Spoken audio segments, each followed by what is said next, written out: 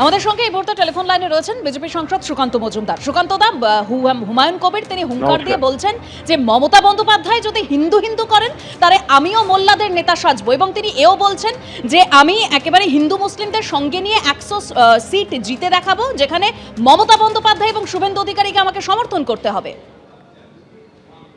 দেখুন, হুমায়ুন কবির সাহেব বড় বড় কথা বলছেন, কিন্তু বাংলা সংস্কৃতির সাথে মা দুর্গা অঙ্গাঙ্গিভাবে জড়িত, ঠিক যেরকম আরবের সংস্কৃতির সাথে ইসলাম জড়িত। এবার বক্তব্য হচ্ছে বিজেপি স্ট্যান্ড কি? বিজেপি স্ট্যান্ড পরিষ্কার, বিজেপি সরকারি টাকায় মন্দির করার পক্ষে নয়। বিজেপি সরকার কেন্দ্রে আছে, সেই অবস্থায় উত্তরপ্রদেশের অযোধ্যাতে অত বড় রাম মন্দির তৈরি হয়েছে, প্রত্যেকটি টাকা জনগণের কাছ থেকে এসছে, সরকারি সাহায্য কেউ চায়ও নি, সরকার দেয়ও নি। ভারতীয় জনতা পার্টি মনে করে যে সরকারের কাজ মন্দির মসজিদ দুটো থেকেই দূরে থাকা, দুটোর নির্মাণ থেকে দূরে থাকা। এই নির্মাণ করার কাজ হচ্ছে সমাজের কাজ। সমাজ মনে করলে মন্দির নির্মাণ করবে, সমাজ মনে করলে মসজিদ নির্মাণ করবে। ধন্যবাদ সুকান্ত দা। একদিকে এসআইআর এর শুনানি প্রক্রিয়া চলছে এবং আজকে যা ছবি ধরা পড়লো, দিনভর বিভিন্ন জায়গায় বিক্ষোভ দেখানো হয়। সি মুরুগান কমিশনের স্পেশাল রোল অবজারভার, তাকে ঘিরেও বিক্ষোভ দেখানো হয় এবং তার গাড়িতে হামলা চালানো হয়। মগরাহাটের ছবি আপনাদের সামনে রাখবো, যেখানে সি মুরুগানের গাড়িতে হামলা, ভাঙলো লক। কমিশনের পর্যবেক্ষক সি মুরুগানের গাড়ি ঘিরে বিক্ষোভ দেখানো হয়।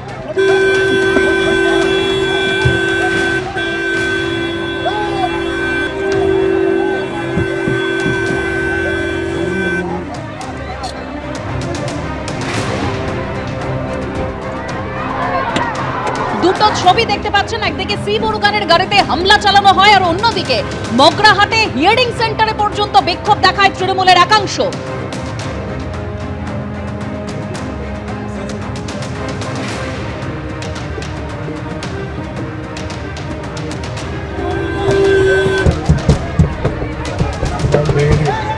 এসআইআর এর প্রতিবাদ, 100 দিনের কাজ বন্ধের প্রতিবাদে বিক্ষোভ দেখানো হয়। মগরাহাটের ছবি দেখতে পাচ্ছেন, সি মুরুগানের গাড়ি ঘিরে বিক্ষোভ।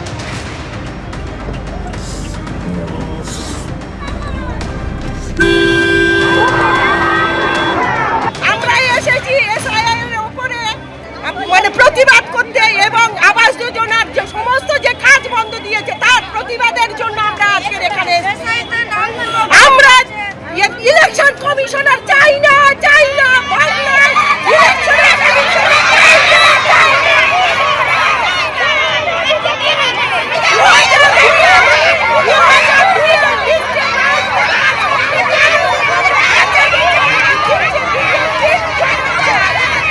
প্রথমে শিরাকুল হাই স্কুলে যখন গিয়েছিলেন সি মুরুগান, তাকে ঘিরে যখন বিক্ষোভ দেখানো হয়, সেই বিক্ষোভ থেকে বেরিয়ে তিনি যখন তার অন্য গন্তব্যে যাচ্ছিলেন, সেই সময় তার গাড়ির ওপরে হামলা হয়। হামলার জেরে গাড়ির জোর লক ভেঙে যায়। এইভাবেই গাড়ি ঘিরে ধরে বিক্ষোভ দেখান স্থানীয় বাসিন্দারা। এসআইআর প্রক্রিয়া নিয়ে তাদের আপত্তি রয়েছে, কেন্দ্রীয় বঞ্চনা নিয়ে তাদের আপত্তি রয়েছে।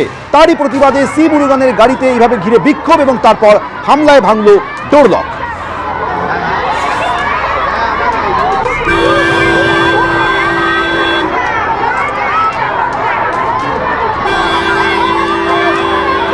আমি আমার কাজটা করে ছাড়বো, আমি আমার কাজটা করে এখান থেকে যাবো। স্যার, আপনি আপনার নিরাপত্তার অভাব করছেন কোনো পাইলট কার নেই? একজন আইএএস অফিসারকে কি নিরাপত্তা লাগবে यार?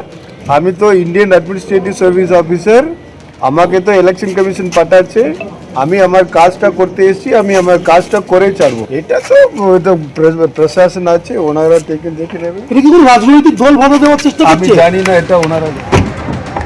সি মুরুগানকে ঘিরে প্রথমে বিক্ষোভ, তারপর তার গাড়িতে হামলা, হামলায় ভাঙল ডোর লক। আর এবার তৃণমূলকে নিশানা করলেন শুভেন্দু অধিকারী। মমতা বন্দ্যোপাধ্যায়ের সন্ত্রাসী রাজত্বে ফের একটা নির্লজ্জ অধ্যায়। নির্বাচন কমিশনের অবজারভার সি মুরুগানের উপরে হামলা হয়েছে, হেনস্থা করা হয়েছে। দক্ষিণ 24 পরগনার মগরাহাটে কর্তব্যরত অবস্থায় তৃণমূলের গুন্ডারা হামলা চালিয়েছে। এটা একজনের উপরে নয়, গণতন্ত্র, সংবিধান এবং ভোটারদের উপর হামলা। মমতা বন্দ্যোপাধ্যায়ের রাজত্বে পশ্চিমবঙ্গ জঙ্গল রাজ্যে পরিণত হয়েছে। মমতা বন্দ্যোপাধ্যায়কে নিশানা করে আক্রমণ করলেন শুভেন্দু অধিকারী।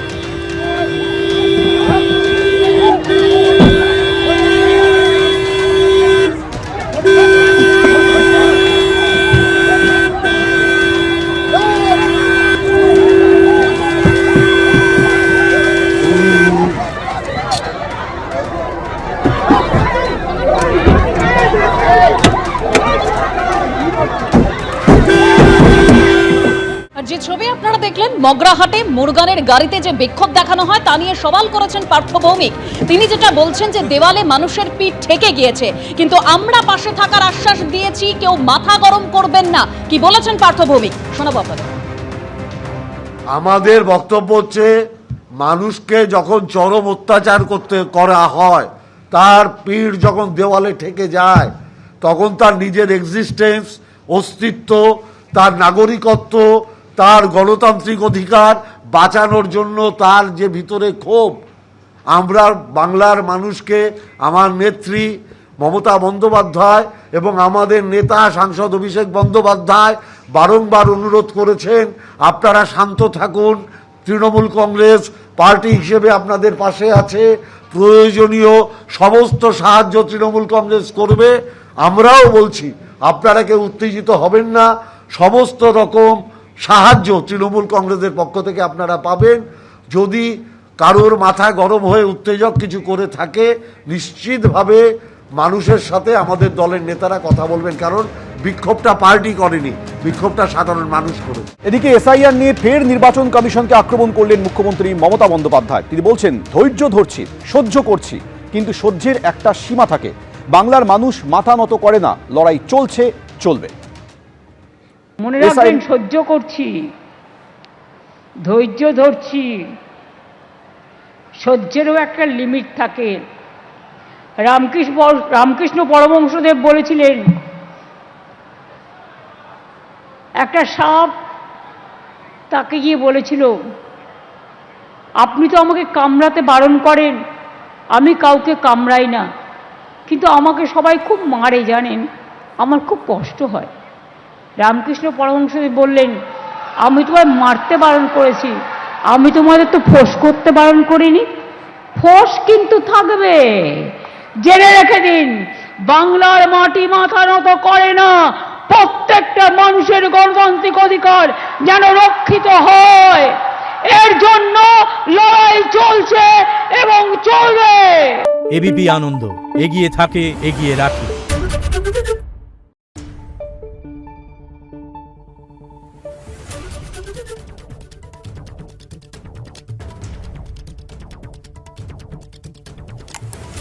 Thank you.